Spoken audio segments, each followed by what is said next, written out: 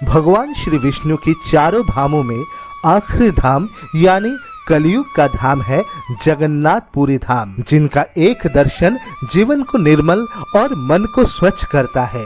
जहाँ स्थापित है भगवान श्री कृष्ण का निर्मल हृदय और उनके साथ हमें दर्शन मिलता है उनके बड़े भाई बलभद्र जी और बहन सुभद्रा जी का। भारत के पावन धरती में मेरे तीसरे धाम दर्शन करने हेतु मैं पहुंच गया पुरी। नमस्कार दोस्तों, welcome back to your channel travel and information for you पर। आज के इस वीडियो में मैं कवर करूंगा श्री जगन्नाथ धाम, चिल्का लेक और पुरी के various famous places along with the transportation options, hotel stay and trip budget. So अगर आप पुरी जाने का प्लान कर रहे हो देन इस वीडियो को आखिर तक देखिएगा और देरी ना करते हुए चलिए शुरू करते हैं आज का video.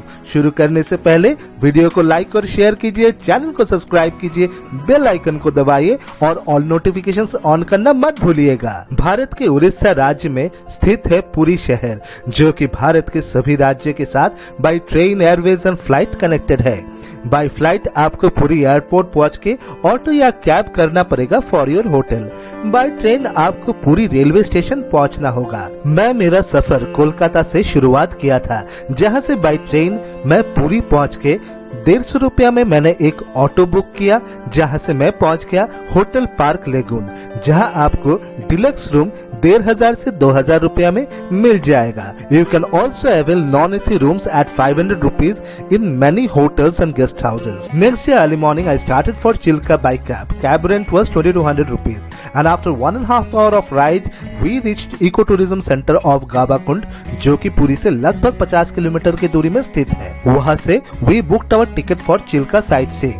There are multiple packages covering different locations. However, at 4800 rupees, we opted for 3 location sightseeing package covering seagulls, red crab and dolphin spotting and visiting to an island. Lake में बोटिंग शुरू करते ही दूर दूर तक फैली हुई lake की नीली पानी और स्वच्छ आकाश प्रकृति की इस अनोखी स्वरूप मुझे मंत्रमुग्ध कर रहा था। चिल्का लेक एशिया के सबसे बड़ा और दुनिया के दूसरे सबसे बड़ा ब्रैकिश वाटर लेगून है। जैसे जैसे बोट आगे बढ़ता गया, हम लोग सबसे पहले रूबरू हुए सीगल पक्षियों के झुंड के साथ। इन माइग्रेटिंग बर्ड्स के साथ नेचर का आनंद उठाते हुए हम आगे बढ़े। बोट हमें एक आइलैंड में लेके गया, जहां रेड क्रैब्स देखने को मिला। वहां से लगभग आधा घंटा बोटिंग करने के बाद हम लोग पहुंच गए डॉल्फिन जोन और वेट करते रहे डॉल्फिन की झलक पाने के लिए। But for our misfortune, even after waiting for almost 40 minutes, dolphin का एक झलक भी हमें नसीब नहीं हुआ। अगर आप लोगों को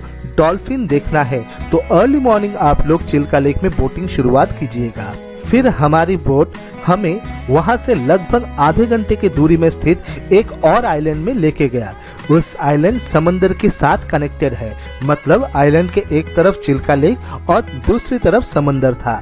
समंदर के लहरों का आनंद उठाते हुए और वहां के प्रकृति का खूबसूरत नजारे को दिल में लिए I started my return journey and after 4.5 hours of our boat ride we reached to the lake shore. वहां से हम लोग पुरी के लिए रिटर्न जर्नी शुरू किए। On the way back to Puri मैं अलरनाथ मंदिर दर्शन किया, जो कि पुरी से लगभग 25 किलोमीटर की दूरी में ब्रह्मगिरी में स्थित है और चतुर्भुज नारायण जी को समर्पित है। सतयुग में ब्रह्मा जी की पूजा से प्रसन्न होके भगवान श्री विष्णु जी काली पत्थर से उनकी एक चतुर्भुजी मूर्ति स्थापना करने का आग्रह किए और वहीं से इस मंदिर का स्थापना हुआ। जैसे कि आप लोग जानते हो, पुरी के विख्यात रथ यात्रा से पहले जब भगवान जगन्नाथ का स्नान यात्रा होता है, ठीक तत्पश्चात जगन्नाथ जी के भारी बुखार के कारण उनकी दर्शन 15 दिनों तक जगन्नाथ मंदिर में नहीं मिलता है और इस समय को अनासार कहा जाता है। एक बार इसी अनासार के दौरान जगन्नाथ जी के परम भक्त महाप्रभु चैतन्य जी जगन्नाथ जी के दर्शन के हेतु मंदिर पहुंचे। जब उनको पता चला कि जगन्नाथ जी का दर्शन नहीं मिल सकता, तब भगवान उनके सपनों में दर्शन देकर उनको अलरनाथ मंदिर दर्शन करने के लिए बोले। जहां पहुंचने के बाद चैतन्य महाप्रभु जी को विष्णु जी की मूर्ति में जगन्नाथ भगवान का दर्शन मिला और तब से यही मान्यता है कि अनासार के दौरान जगन्नाथ जी का दर्शन अलरनाथ मंदिर में ही होता है। मंदिर के शांत वातावरण में कुछ देर बिता के आई स्टार्टेड फॉर पुरी जगन्नाथ मंदिर। हमारी गाड़ी हमें मंदिर से करीबन 300 मीटर की दूरी में छोड़ दिया, जहां से हम लोग 50 रुपया में रिक्शा करके मंदिर के सामने पहुंच गए। मंदिर में leather items, mobiles, camera, purses, bags इत्यादि लेके जाना निषिद्ध है। आप ये सारा सामान मंदिर ट्रस्ट के काउंटर में फ्री में जमा करवा सकते हो। इसके अलावा मंदिर के नजदीक और भी काउंटर्स है जहां आप अपने सामान जमा करवा सकते हो, but there you will be charged at per the rate chart. हम लोग सामान रखे मंदिर में प्रवेश करने के लिए लाइन में लग गए। जगन्नाथ मंदिर भगवान विष्णु जी के चारों धामों में से आखिरी धाम है, जिसके कारण ये मंदिर सनातन हिंदू धर्म की प्रसिद्ध मंदिरों में से एक है। इस मंदिर का निर्माण 12वीं शताब्दी में किया गया था और मंदिर का नक्काशी कलिंग आर्किटेक्चर का अनुसरण करता है। इस मंदिर का मुख्य भाग विमान या बड़ा देवली है, जो कि 214 फीट ऊंची है और वहाँ ही गर्भगृह है। लाइन में आगे बढ़ते हुए मंदिर के मुख्य द्वार यानी सिंह द्वार से हम लोग मंदिर में प्रवेश करके गर्भगृह दर्शन किए, जहां बड़े भाई बलभद्र जी और बहन सुभद्रा जी के साथ भगवान जगन्नाथ जी विराजमान है। मंदिर में जगन्नाथ जी का दर्शन से मन गदगद हो गया। वहाँ से हम लोग होटल लौट आए। जगन्नाथ जी के दर्शन का खिंचावट की वजह से मैं next day very early morning फिर से मंदिर पहुँच के जगन्नाथ भगवान का दर्शन किया।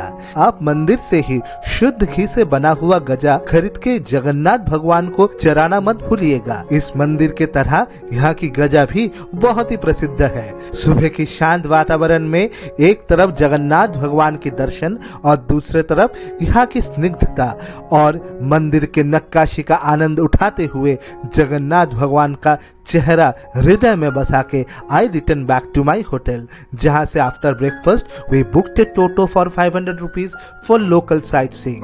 सबसे पहले हम लोग पहुँचे बेड़ी हनुमान मंदिर, जो बजरंगबली हनुमान जी को समर्पित है। मान्यता है हनुमान जी चिरंतर इस मंदिर से ही समुद्र को जगन्नाथ मंदिर में प्रवेश करने से रोकते हैं और स्वयं भगवान जगन्नाथ जी ने हनुमान जी को यहाँ बेड़ियों में बांध के रोक के रखा है जगन्नाथ मंदिर की सुरक्षा के लिए, और इसी वजह से इस मंदिर का नाम बेड़ी हनुमान मंदिर है। फिर हम लोग वहाँ से पहुँचे नरेंद्र सरोवर, जो कि जगन्नाथ मंदिर के उत्तर पूर्व भाग में स्थित है। मान्यता है कि जगन्नाथ भगवान वार्षिक चंदन यात्रा के दौरान नौका लीला के लिए यहाँ आते हैं। इस तालाब के बीचों बीच एक मंदिर है जहाँ जगन्नाथ भगवान, बलभद्र जी और सुभद्र जी का मूर्ति स्थापित है। कुछ देर वहाँ बिता के मैं पहुँच गया नरसिम्हा मंदिर, जो कि भगवान विष्णु जी के अवतार नरसिम्हा जी को समर्पित है। वहाँ भगवान नरसिम्हा का 2 मूर्तियाँ स्थापित है, एक शांत और दूसरा उग्र नरसिम्हा देव। भगवान के दर्शन के बाद हम लोग पहुँच के उसी मंदिर के बगल में स्थित गुंडीचा मंदिर। रथ यात्रा के 9 दिन के दौरान श्री जगन्नाथ जी, बलभद्र जी और सुभद्रा जी के मूर्तियाँ इसी मंदिर में लाया जाता है और यहाँ उनका पूजा भी किया जाता है। वहाँ से निकल के हम लोग लंच किए और शाम के वक्त हम लोग पहुँच गए स्वर्ग द्वार बीच।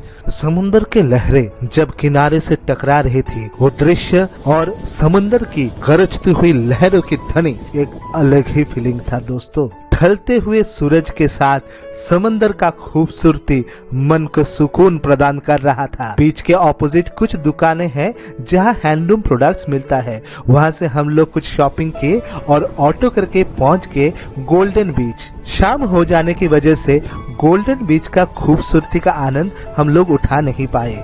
हालांकि the view of the roaring sea in the darkness with soothing cold breeze all over was fully refreshing and really enjoyable. कुछ देर गोल्डन बीच में आनंद उठाने के बाद I return back to my hotel for night stay और इसी के साथ मैं मेरा पूरी और चिल का ट्रिप संपन्न किया।